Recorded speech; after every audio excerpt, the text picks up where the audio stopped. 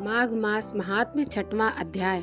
पूर्व समय में सतयुग के उत्तम निषेध नामक नगर में हेमकुंडल नाम वाला कुबेर के सदृश धनी वैश्य रहता था, जो कुलीन, अच्छे काम करने वाला, देवता अग्नि और ब्राह्मण की पूजा करने वाला, खेती का काम करता था।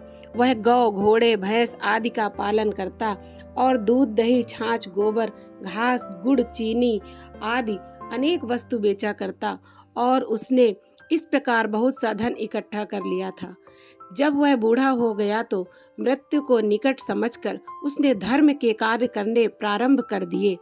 भगवान विष्णु का मंदिर बनवाया, कुआं, तालाब, बावड़ी, आम, पीपल आदि के वृक्ष तथा सुंदर बाग बगीचे लगवाए। सूर्योदय से सूर्यास्त तक वह दान करता।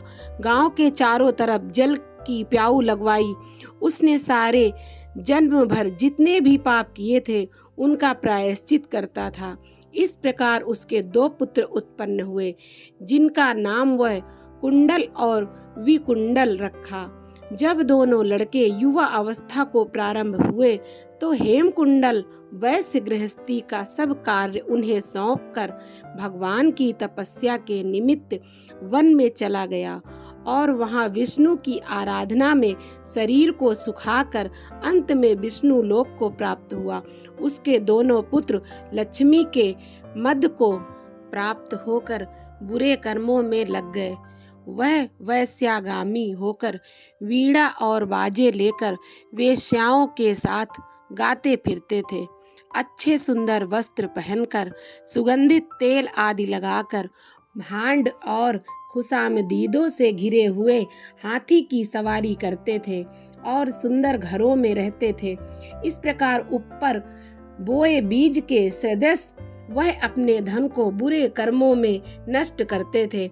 कभी किसी सत पात्र को दान आदि नहीं करते थे, न ही कभी हवन, देवता या ब्रह्मा जी की सेवा तथा भगवान विष्णु की पूजा करते थे।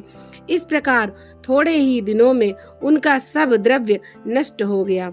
वह दरिद्रता को प्राप्त होकर अत्यंत दुखी हो गए। भाई, जन, सेवक, उपजीवी सब इनको छोड़कर चले गए।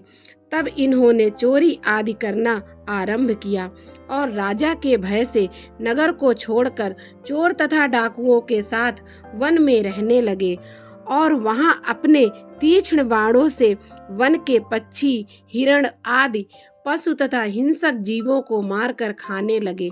एक समय इनमें से एक पर्वत पर गया, जिसको सिंह मारकर खा गया, और दूसरा वन को गया, जो काले सर्प के डसने से मर गया। तब यमराज के दूत उन दोनों को बांधकर यम के पास लाए और कहने लगे कि महाराज, इन दोनों पापियों के लिए क्या आज्ञा है। इस प्रकार माघ मास महात्म्य का 6वां अध्याय पूरा हुआ।